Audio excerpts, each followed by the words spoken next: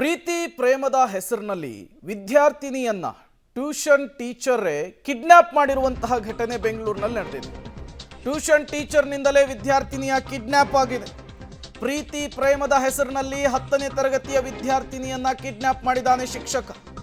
ಕನಕಪುರ ಮೂಲದ ಬಾಲಕಿ ತಂದೆಯಿಂದ ಈಗ ದೂರು ಸಲ್ಲಿಕೆಯಾಗಿದೆ. ಜೆಪಿ ನಗರ ಠಾಣೆಯಲ್ಲಿ ಕಿಡ್ನಾಪ್ ಪ್ರಕರಣವನ್ನು ದಾಖಲಿಸಿಕೊಂಡಿದ್ದಾರೆ ಪೊಲೀಸರು. ಕನಕಪುರ ಮೂಲದ ಟ್ಯೂಷನ್ ಟೀಚರ್ ಅಭಿಷೇಕ್ನಿಂದ ವಿದ್ಯಾರ್ಥಿನಿಯ ಕಿಡ್ನಾಪ್ ಆಗಿದೆ. ಅಭಿಷೇಕ್ ಫೋಟೋವನ್ನು ಗಮನಿಸ್ತಾ ಇದ್ದೀರಿ.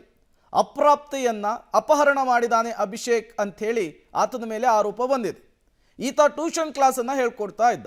ಅದಕ್ಕೆ ವಿದ್ಯಾರ್ಥಿನಿಯೊಬ್ಬಳು ಬರ್ತಾ ಇದ್ಲು.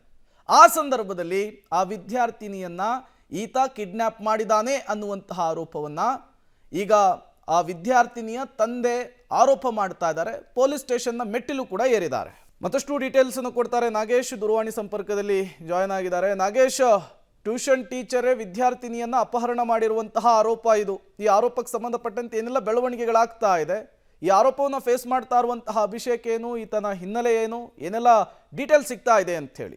ಬೆಂಗಳೂರಿನ ಜೆಪಿ ನಗರದಲ್ಲಿ ಟ್ಯೂಷನ್ಗೆ ಹೋಗ್ತಿದ್ದಂತ ವಿದ್ಯಾರ್ಥಿನಿ ಅಂದ್ರೆ 10ನೇ ತರಗತಿ ವಿದ್ಯಾರ್ಥಿಯನ್ನ ಟ್ಯೂಷನ್ ಹೇಳ್ಕೊಡ್ತಿದ್ದಂತ ಟೀಚರ್ ಕಿಡ್ನಾಪ್ ಮಾಡ್ಕೊಂಡು ಹೋಗಿರುವಂತಹ ಘಟನೆ ನಡೆದಿರುವಂತದ್ದು. ಘಟನೆ ಸಂಬಂಧಪಟ್ಟಂತೆ ಪೋಷಕರು ಕೂಡ ಜೆಪಿ ನಗರ ಪೊಲೀಸ್ ಠಾಣೆಯಲ್ಲಿ ಒಂದು ಕಿಡ್ನಾಪ್ ಕೇಸನ್ನ ದಾಖಲಿಸಿದ್ದು, ಪೊಲೀಸರು ಕಳೆದ 40 ದಿನಗಳಿಂದಲೂ ಕೂಡ ನಿರಂತರವಾಗಿ ಹುಡುಕಾಟವನ್ನು ನಡೆಸುತ್ತಿದ್ದಾರೆ. ಆದ್ರೆ ಕಿಡ್ನಾಪ್ ಮಾಡ್ಕೊಂಡು ಹೋಗಿರುವಂತ ಟೀಚರ್ ಅಭಿಷೇಕ್ ಗೌಡರ ಬಗ್ಗೆ ಯಾವುದೇ ರೀತಿ ಮಾಹಿತಿ ಸಿಗ್ತಿಲ್ಲ. ಕಾರಣ ಆತ ಮೊಬೈಲ್ ಆಗ್ಲಿ ಮತ್ತೆ ಈ ಆನ್ಲೈನ್ ಟ್ರಾನ್ಸಾಕ್ಷನ್ ವಿಚಾರವಾಗ್ಲಿ ಯಾವುದು ಕೂಡ ಬಳಕೆ ಮಾಡ್ತಿಲ್ಲ ಅನ್ನುವಂತ ಕಾರಣಕ್ಕೆ ಆತ ಎಲ್ಲಿಯೂ ಕೂಡ ಪತ್ತೆ ಆಗ್ತಿಲ್ಲ. ಜೊತೆಗೆ ಆತ ಕಿಡ್ನಾಪ್ ಮಾಡ್ಕೊಂಡು ಹೋಗುವಂತ ಸಂದರ್ಭದಲ್ಲಿ ತಾನು ಇದ್ದಂತ ರೂಮ್ ನಲ್ಲೇ ಆತ ಬಳಸ್ತಿದ್ದಂತ ಮೊಬೈಲ್ ಕೂಡ ಬಿಟ್ಟು ಹೋಗಿರುವ ಕಾರಣಕ್ಕಾಗಿ ಪೊಲೀಸರಿಗೆ ದೊಡ್ಡ ತಲೆನೋವಾಗಿ ಪರಿಣಮಿಸಿರುವಂತದ್ದು. ಹಾಗಾಗಿ ಪೊಲೀಸರು ಈಗಾಗಲೇ ಒಂದು ಅಂದ್ರೆ ನೋಟಿಸ್ ಕೂಡ ಪೊಲೀಸ್ ಪ್ರಕಟಣೆಯನ್ನು ಕೂಡ ಹೊರಡಿಸಿರುವಂತದ್ದು. ಇದನ್ನ ಬಗ್ಗೆ ಸುಳಿವು ಕೊಟ್ಟದಲ್ಲಿ 25,000 ಬಹುಮಾನವನ್ನ ಕೊಡ್ತೀವಿ ಅನ್ನುವಂತ ಪ್ರಕಟಣೆಯನ್ನ